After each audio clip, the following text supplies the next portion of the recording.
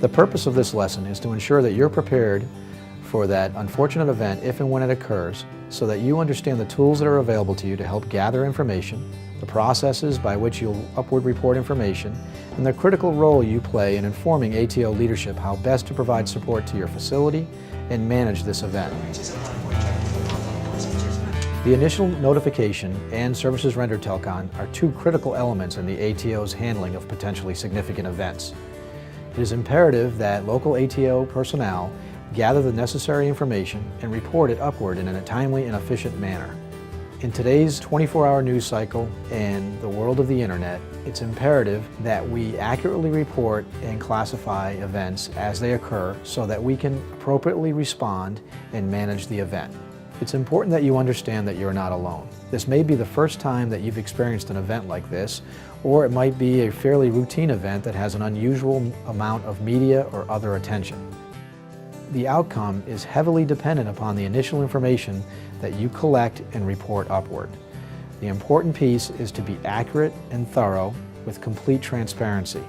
That way, everyone understands the level of support that they need to provide in order to ensure the most successful outcome in this event. Bad news does not get better with time. If you're aware of a deficient operation or mistakes that were made, share that, communicate it. The more we know and the more accurate the information is, the more appropriately ATO leadership can respond by providing the necessary resources to manage the incident and prevent a reoccurrence if possible. As described in the 1030.3, there are different types of events that can be classified as potentially significant or significant events. While everyone is familiar with the catastrophe of a commercial air carrier accident or an unfortunate injury or accident occurred in any type of aircraft, what's not so clear is when something has potential media concern, congressional interest, or is considered a significant event by a third party, such as the Department of Transportation's IG or the National Transportation Safety Board. Consider an outside perspective.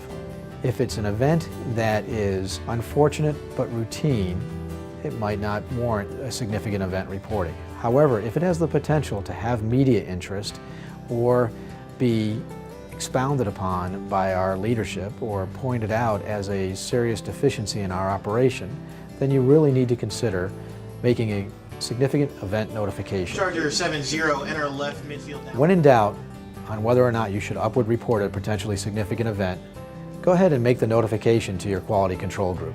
They will get experts on the line from our compliance services group. Along with those experts on the line, you can mutually reach a decision on whether or not an event needs to be further reported. You'll also be given appropriate instruction on how to gather more information or file the event accordingly. It doesn't hurt to make a phone call and ask another question. You have a tremendous support mechanism waiting for you at the other end of the line.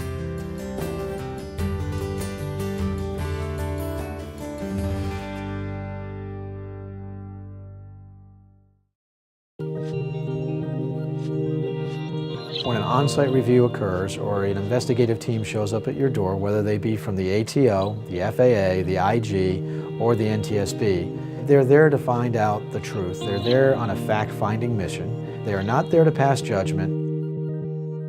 The event that's occurred at your facility might be part of a systemic issue that has occurred around the country, and the aggregate information that we gather may better inform us in prioritizing procedural changes or technological innovations. The most important element of an investigation is your level of cooperation. The better job that you do in advance of that team arriving, as far as gathering data, will actually make the process go much smoother.